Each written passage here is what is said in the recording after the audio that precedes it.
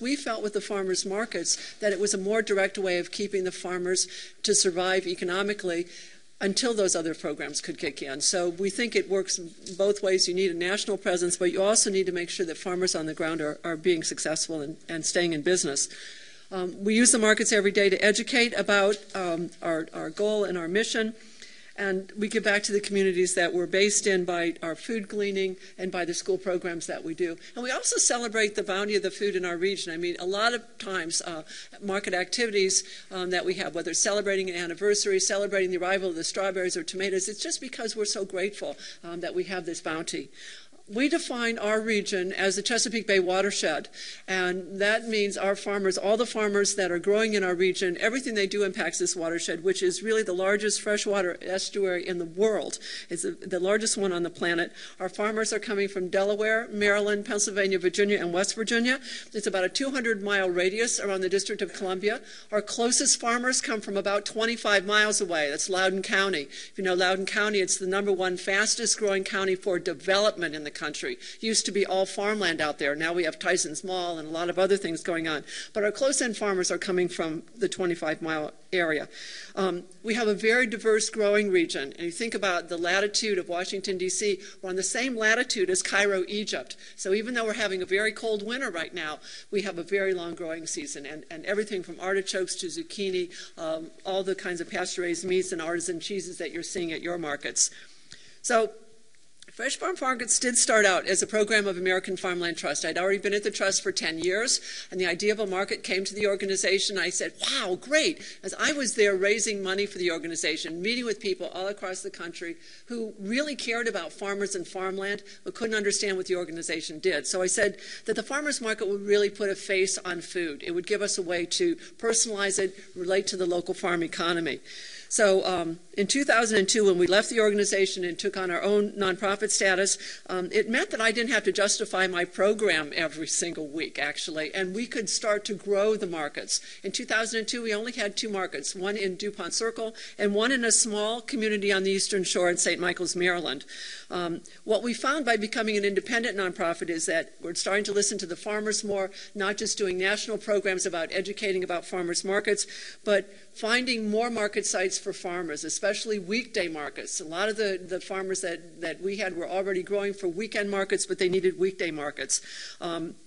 We started out with our charitable programs. The market gleaning was a part of every market from the beginning. Our Chef at Market programs were something that we started from the very beginning. And that was because we wanted to make sure the customer coming to market wasn't a little afraid of that food. You know, we see 12 different varieties of squash. It looks like a nice centerpiece for your table, but they weren't really buying it to eat and do that. So we invited chefs to come into the market so that they could take a little bit of the fear about working with local food, and that's been a very successful program. Basically, we want the chefs to be focusing on what's in season at the market. We prepare recipes. We've got those recipes on our website. We prepare handouts, so it ends up being a very important program. As the organization has grown, we've added the programs. The school program started in 2005. We create an edible school garden and then bring farmers and chefs into the classroom. We actually take them on farm field trips. And it started out by one donor at our Dupont market came up to us and said, we've got $5,000 I need to give. Have you ever thought of doing a school program? Well, hello. We're set up as a 501c3 nonprofit so we could take their money. But also, we were interested in doing that because we think educating young people about where their food comes from is so important. So it started out with a donation. The Farmer Fund also started out with a donation. Someone that is not a farmer but owns a farm and really wanted to see that we could provide more educational opportunities for farmers, whether it be hosting workshops or funding farmers to attend workshops like the SSAWG conference. So that individual donor gave us $15,000, and last year at our annual event, we raised $26,000 for that fund. So we're growing that fund every year. We try to give out between $3,000 and $5,000 from the fund so that we can help subsidize programs of the farmers. And we'll look at how, if we grow that fund, it can benefit the farmers even more. So here's the Dupont Circle Market on a busy day. Market started in 1997 with 15 farmers. fruit, vegetable, plants, and flowers. That was it. No meat, no eggs, no dairy, none of the things that we have now. The market's open in a 4-hour period. We open from 9 to 1 during the regular season. Regular season is April through December. Our winter season, which we have right now, the market became year-round in 2003. The winter season is January through March, and we open an hour later. In our region, those farmers that are coming from that 200 miles away, some of them, their temperature will be 15 to 20 degrees colder than in Washington, D.C. If it rains, they've got ice. So what we do is give them an extra hour to get to market in the winter. It seems to work. Again, we have to educate the customer every year, put out A-frames to make sure they know the market's going to be opening, at 10 o'clock in January. But we do that. On a good day at Dupont, and we count customers, and we'll talk about all the things you can count at market, but on a good day at Dupont, we'll have over 5,000 farmers or customers come through the market. This past year, we hit over 6,000 a couple of times, counting on the half hour all the people that are shopping at the market. The location is right downtown D.C. We're 1 block off what is considered the Dupont Circle with the fountain in the center. We close 1 block of the city street, and then we have a bank parking lot that we have full use of. So interesting statistic, we did a DOT survey of customers this year. 58% of the customers coming to this market walk. It's that close to the residential community in downtown D.C. So market management, one of the things to talk about. We're organized that Ann Yonkers and I are the co-founders, co-directors of the organization. So actually everybody reports to us, whether it's a market management or someone doing communications or PR, our education program. So we're sort of the buck stops here people. But we have staff on site at the market every single market day. And when we started to grow our markets in 2002, we only had 2 weekend markets. In 2005, though, we had 3 Saturday markets, and 2 people can't do 3 markets. So we decided we need help. So we hired people to be there from setup to breakdown. We had volunteers that we're using at the market, but that isn't quite the same. What we wanted was people that knew our organization, were able to talk about the programs of the organization, were able to direct the chef demo, would be there to put out the signage, set up our information table, do all the things that we needed for the market to be there. This is actually a chef demo. We're roasting, it's a pig roast here at Farmers Market that we're doing here at Dupont. And our market master there, Elizabeth, is in the background. But these are the kinds of responsibilities that we have our market staff take on. They are key to the success. There are eyes and ears on the ground. But there are some things that they don't do. And you've got all of this stuff in your packet. Let me tell you what they don't do. They do not select the farmers. The applications come in centrally to our organization, and we review all the applications. And everybody applies every year. But we look at the mix of applications for the market. The market master does not do that. They don't lay out the site map for the market. Everybody is assigned a permanent space in the market. That will change as we move from the regular season to the winter, but everybody is assigned a space in the market. If you only have a market master doing this or one paid person doing it, that person is responsible for making sure that you have the mix of product at the market and a regular site map. They don't obtain the market permits, and in Washington, D.C., that's a very key thing. Closing a city street not only costs money, but it takes time to go through the city permitting process. It's basically considered use of public space, so I'm required to file a lot of materials that show that the community wants to support this market. If there are businesses in the immediate area of the market, I have to have letters of support from them that they want the farmers market there. So it isn't just go close the street. It's getting an actual permit from the city to operate the market. They also charge fees for those permits, and so the central office basically takes care of all that administrative work.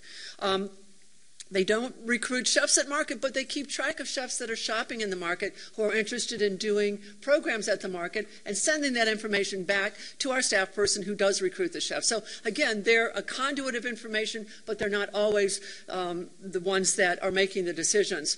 We do want them empowered, though, on the ground if a farmer's late to market or they see something that's on the farm table, because they know the products that farmers are bringing to market. If they see something that's not at market, they flag it, they put it in their weekly report, and then we have to go and look to see if that's something that's allowed to be sold at market, and if not, we'll have it be removed from the market table. So they're conduit of information, making sure to keep the integrity of the market. It used to be that our market staff collected the fees at market. but that got to be a big problem. First of all, we don't ever accept cash because some of our markets are large. At the Dupont market, we have 40 farmers. There's no way that they could collect cash and get it to the office on a Sunday. So we require farmers to pay by check. We had the farmers paying their checks on a weekly basis at the market. What happened was, farmer forgot to bring the check.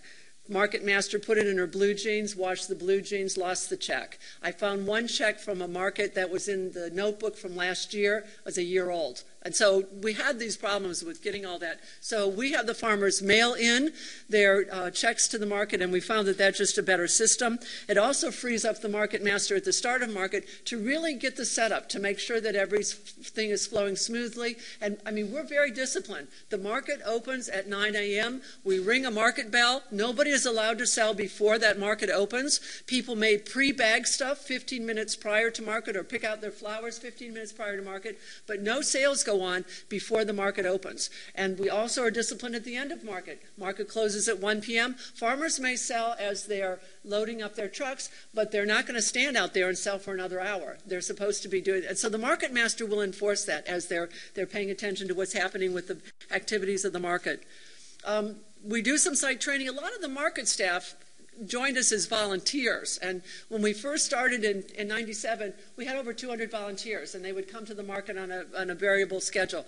So a lot of time we'll find people so interested in the market, love it so much, they want to help out, and they end up becoming staff members. It's easier to recruit staff people to work with us on the weekend than it is weekdays. A lot of these people have full-time jobs. They can't do a weekday market. But weekend markets, we have some great success at finding people who are very knowledgeable, extremely talented, great professionals, and they're wonderful. So we do an in-training session at the market. As soon as we hire a new market staff person, we're there with them every single market day till we see that they're able to handle all the setup and operations part of it, and that everything is running smoothly.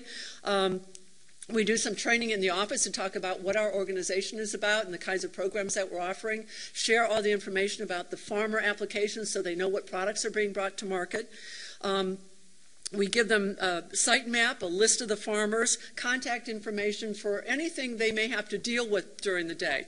So for instance, on a public street on a weekday, we close off the street. We've got parking meters with cars and vehicles still parked there. They need to be able to identify or have information on the city agency that's going to come and ticket and tow those vehicles, because if those vehicles aren't out of the market site, we can't set up the market. So they have all that information, and they're on the ground making sure that that happens.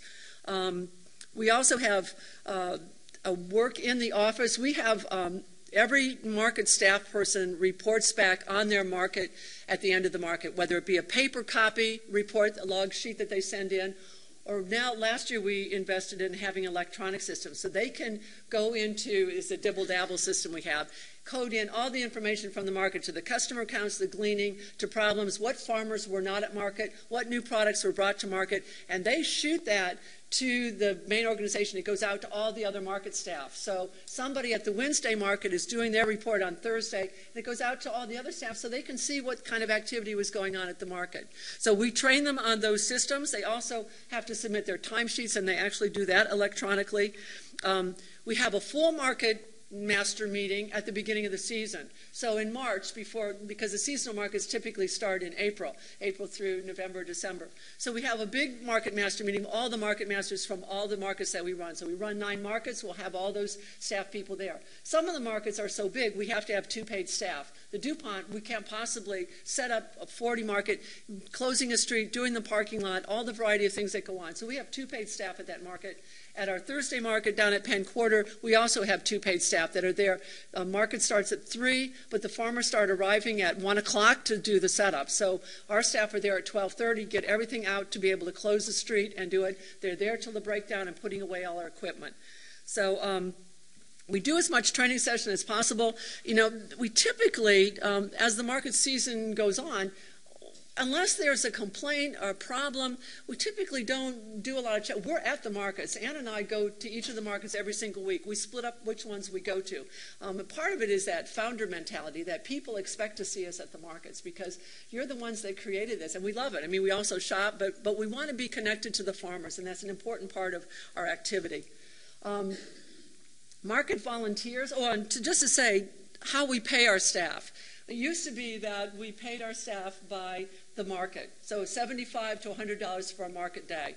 But as our accountants looked at that, they said, they're really under your control. You're providing them the materials, you're giving them all the information, you're training them to the kinds of things you want them to do at market. So they're really your paid staff. Even if they're only working 5 to 8 hours a day, 1 day a week. They're your seasonal staff. So we're required to hire them as paid employees. So we hire the market rate is $15 to $18 a market. And we cover all their state and federal tax and play into the unemployment pool, but we do basically a regular payroll with them. So the way it works is they send in their hours on a weekly basis, and at the beginning of the next month they get paid for the prior month. So that's how we operate with paying our market staff. Volunteers, we have one volunteer at the market. It came as a customer the first day in 1997, July 97, and she is still a volunteer at our market. She is just amazing. And she is there at the setup, helps clean the street, helps farmers set up. So what you're going to do when you have really strong farmers markets, wonderful product at your market, you're going to attract these volunteers who love the market, want to do whatever they can to help you out. We've had people come and take photographs of the market and give us a whole photo album of pictures from the market. People have done videos. The most popular things are obviously to help with the chef demo because they get to meet the chef, they get to see this food, they get to hand out recipes and just feel like you're celebrating the local food that day. The least popular is market breakdown because, you know, by the end of the market, man, it's hot, it's rainy, whatever it is, nobody wants to do it. But we do find some market staff that do it. You know, everybody has a market badge. We have T-shirts that say market staff. Even the volunteers have a T-shirt that says market staff. They have name badges. We want them at our market information table every week to be sharing information about the market.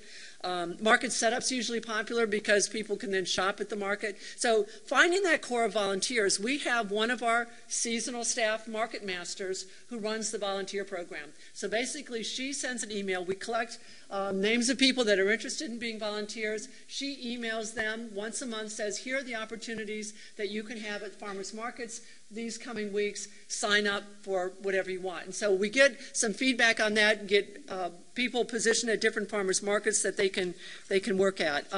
They do a lot of things. I mean, staffing our information table is great.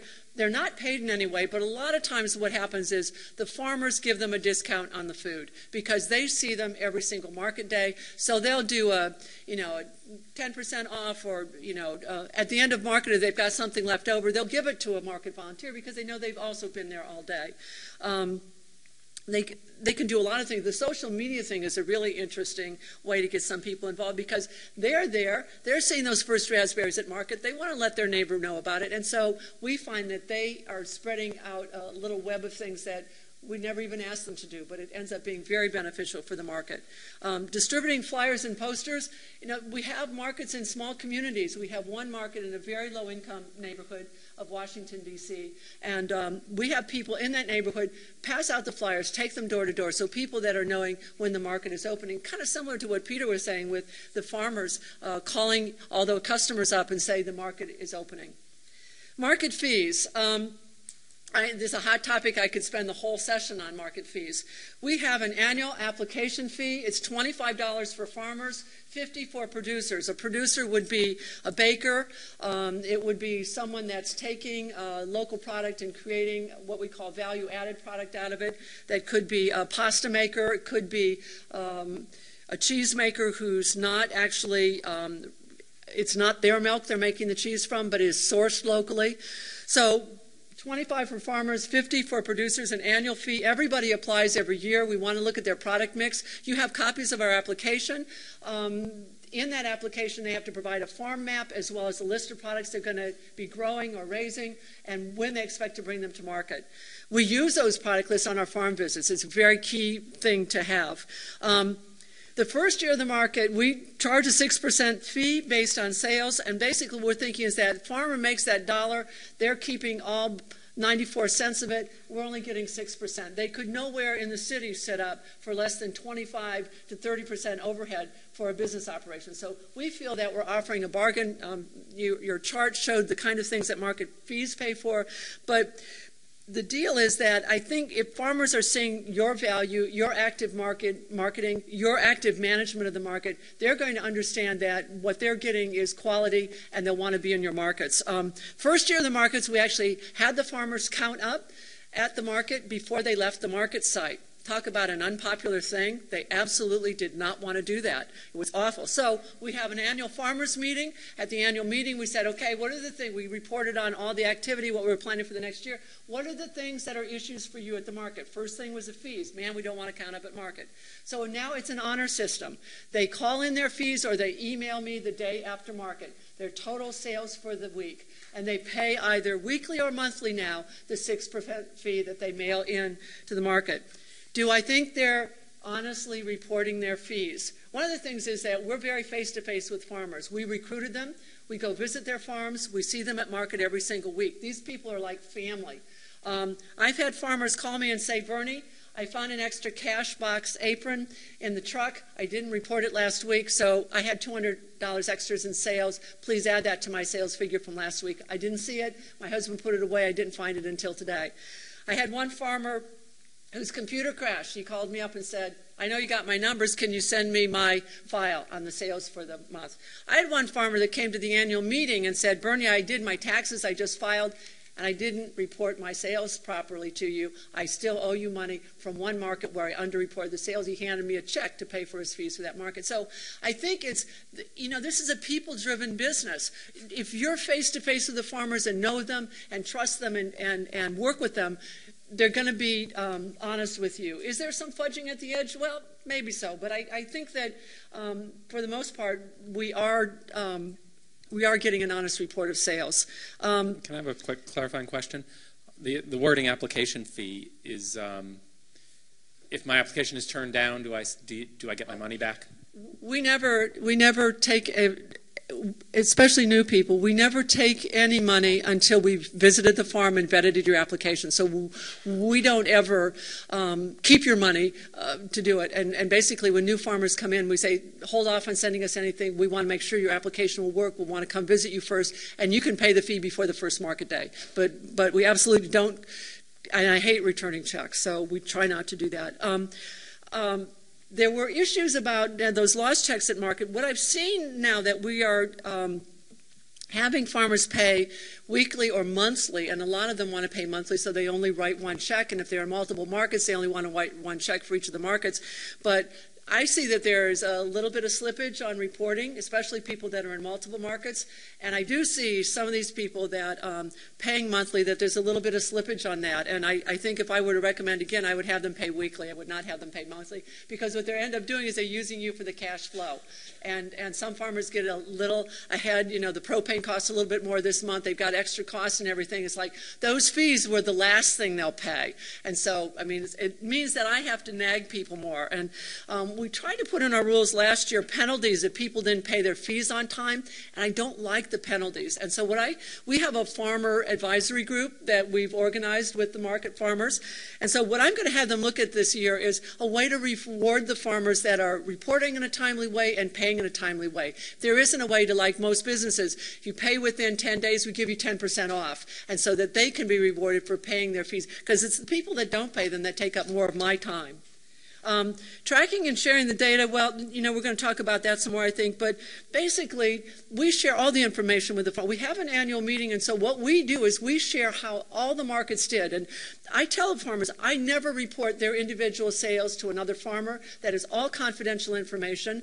I would not, even a new farmer, sometimes will say, well, what are the fruit growers making? Or how much cheese do you think I could sell? I will always give them a range. I will not say, you can expect to make this much money on a market day, because it's really going to depend. Partly also weather, customers, a variety of product that this person is bringing, the quality of the product they're bringing. So we do share information with the farmers about how our season is done in total numbers. So I can tell you, last year, our 9 markets, $6.7 million, 11% increase over last year. But each individual market, I can tell you the change in sales from the prior year. I can also tell you 315,000 customers came to our market, because we're counting those every single market and looking how many more customers in markets each year. We also track the number of farmers, and we track the amount of gleaning, the number of market days. So, I mean, this is the kind of thing that we want to share with people. And I think bringing the farmers together on an annual basis for a meeting is a really important way to share information. And also to share information about if you have new farmers coming into the market. So you already have some cheesemakers in your market. You're going to add some cheese to the market. Let them know in advance that they're coming. And typically when we add cheese to the market, we've got varieties. We've got sheep, goat, cow's milk cheese. We're not adding the similar product. We're adding to enhance the variety of product at the market. Producer only. This is a big issue. Oh, I'm sorry. Question. How do you count the customers? Pardon? How do you count the customers that come to your market? How do you keep count of the customers? We're going to talk about that in the session later on today. So hold that question. We'll get back to that. But there are ways to count. Producer only. When we started the market in '97, there was the Tacoma market in Maryland, farmer only. Producer only. There was the Arlington Courthouse Market. There was nothing in D.C. that was producer only. There is a market on Capitol Hill called Eastern Market. It's a public market with a farmers market component on the outside.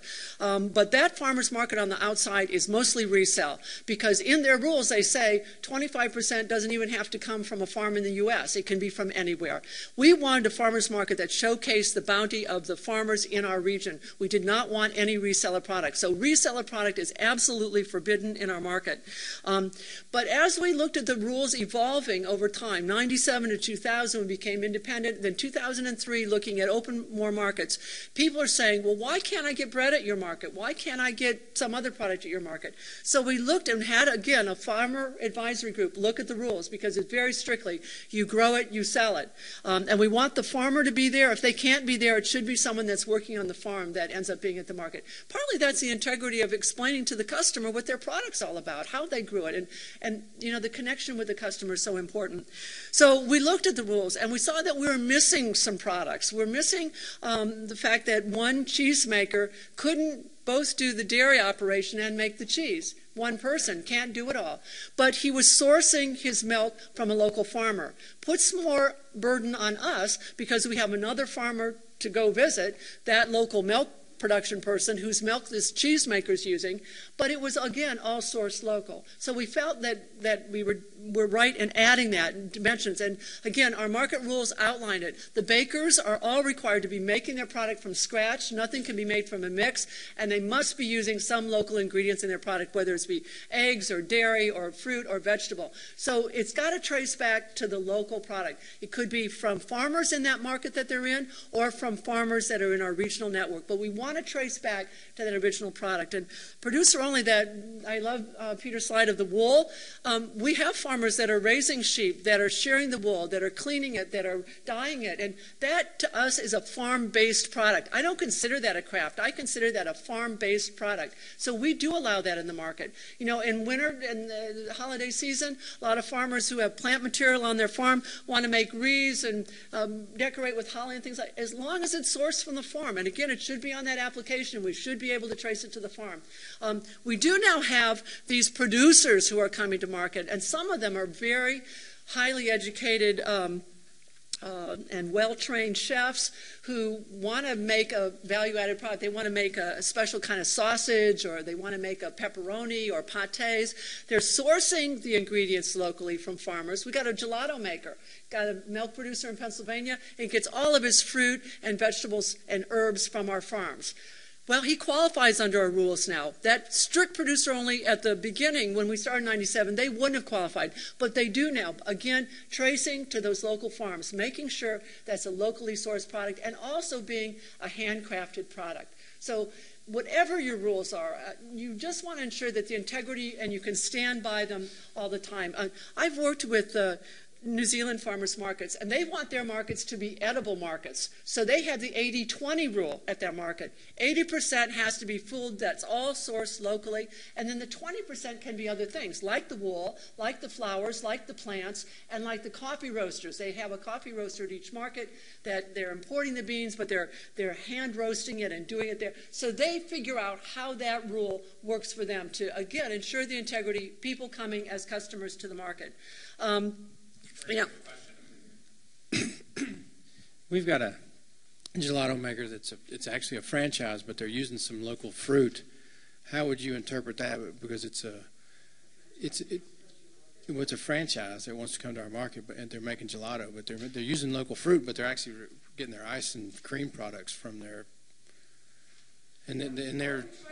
How would you interpret that application? We want to, first of all, we really want growers to be in our market. If we add someone to a market, we'd like it to be another product we don't have, a cheesemaker or a waterman, someone doing pasture-raised lamb, something that we don't have in that market. We want to be first and foremost for the grower. But if we find those other products, we want them to be someone that's not a big business doing it. We want to find that small, independent individual that's sourcing the local product. Now, the franchises, all the stuff is coming from local farms, and you can see that they're sourcing all that.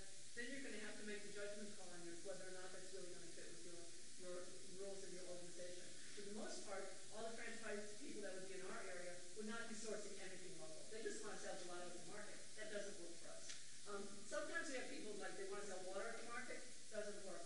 Want to sell lemonade? Well, we say make a fruit lemonade. Use lemons and strawberries, blueberries in season. And so we have some farmers that add that to it. It's quite nice. So again, think about the integrity of the product and what you're going to be able to justify. Because I'll tell you, as soon as you open the gates to other producer kinds of things, you're going to have all the bakers in the world that want to sign up for your farmer's market. And we could flood them with more. We typically keep one baker per market because that usually supplies all the product that we need as far as the baked good ends. And we don't want a market just filled with bakers. We want it local foods, local products. Just a few, I know I'm running out of time here, but just a few more issues. All kinds of things go on. We'll probably talk about these more. We do assign spaces at the market, but I'll tell you, space wars go on. And as farmers are more successful, their vehicles are bigger, and they bring in bigger tents. So those 10 by 10s are now 10 by 15s. And somehow the farmer thinks they can fit those in. You've got to manage that space. You've got to make sure that, and a lot of times what the farmers will find is that instead of setting up their vehicle and selling out from it, park off-site. Unload, park off-site gives them twice the amount of space. And so some of our markets are unload markets, but those that aren't, the farmer who wants more space, that's what we'll tell them to do. We can't, especially the Dupont market, there is no way to squeeze another person in. So you've got to keep, a watch on that, because the space wars, the creep, as I call it, going over the line about the market is always there. Market sites are not always secure. We've had several instances where it looked like that market was not going to be able to be in the parking lot because a developer had purchased the whole block and was going to, take it over, and the market site couldn't be there. So you have to be always ear to the ground in your community about what's happening to make sure that things are going to work for your market site well ahead of the time that the market opens. And in D.C., I pay for market sites. So we have one downtown at Penn Quarter. It's from 3 to 7 on Thursdays. It operates March through December. And I have to pay for the use of the street, the public space fee. It's $50. It's now $50 a month. It used to be $50 a day. And I pay for all the parking meters from the time that we set up to breakdown, because the meter revenue is a very big thing in D.C. So I pay from 1 to 8 p.m. That market site this year, they raised the parking fees in D.C. Instead of $1 an hour, it's $2 an hour. I had to pay the increased fee. That market site cost me $9,000 just to use the street to set up. So again, look at how maybe your community could support it by not charging those fees. Silver Spring Regional Center, wonderful Silver Spring Market, doesn't charge us a penny. Puts up signage for us, does marketing for us, great community partner. Annapolis Farmers Market, we're down there, they charge $1 a year for the use of their public lot, and they do a lot of promotion for us and give us a $5,000 grant so we can help, pay for the market costs. So figure out who can be your partner in the community. We did go to D.C. and say, hello, we're doing a public service here for farmers markets. Couldn't you reduce it? Well, that's one of their dedicated funding sources. They're not about to reduce the parking fee. They did reduce the public space fee, though, from $50 a day to $50 a month. The other thing about product enforcement, encroachment, just see, one of the flower growers told us at the beginning of the season at Dupont, when we had 2 flower growers there, he said, be careful about adding flower growers, because what will happen at the beginning of the season is a lot of your vegetable guys will start adding some flowers, and they can bring cut flowers to market. So again, watch your product mix, and very important. Be open to new ideas. When we started Dupont Market in '97, the web, the blogs, the emails, that did not exist. There wasn't anything like it. Second year, that's when people started to have websites and things like that. We invested in that technology early on, and it's just phenomenal. And there's so much more that you can do with this, and I'll talk about that a little bit later, because counting the number of hits that you get on these kinds of things and knowing your customer base and sending out weekly communications is so important. You know, running farmers markets is just one of the best things I think that you can do. You're providing a public service, you're building community. People come out to those markets on a regular basis and meet their neighbors. They linger at market. The farmers feel like it's a homecoming sometimes to be there. So all that you can do to make sure that the whole experience of being at the farmers market is as pleasant and as joyful as possible, that's on your shoulders. The people that you hire for market, don't hire grumps. Don't hire people that are bringing that bad work day with them to market. Hire people that are really interested in the food and the farmers and the whole thing that you're doing with your organization. There are a lot of resources out there. You're going to get a lot at this meeting, and you know, some of us are around today and tomorrow. So please bend our ear, use us, and good luck with your markets.